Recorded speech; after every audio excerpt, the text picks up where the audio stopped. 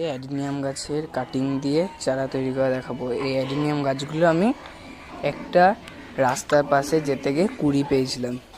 এতে বালি মাটি দেওয়া আছে, মানে বালি মাটি আর পাথর মিশানো আছে।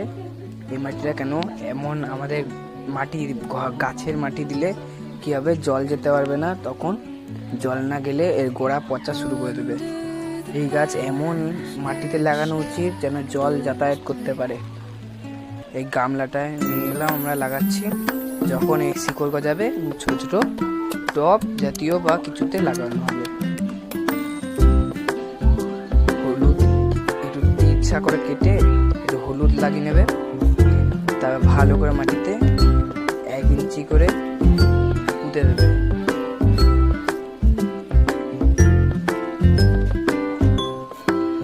এইটা এখনো জানি না কি কালারের ফুল হবে, কিন্তু কুড়িয়ে তো পেয়েছিলাম।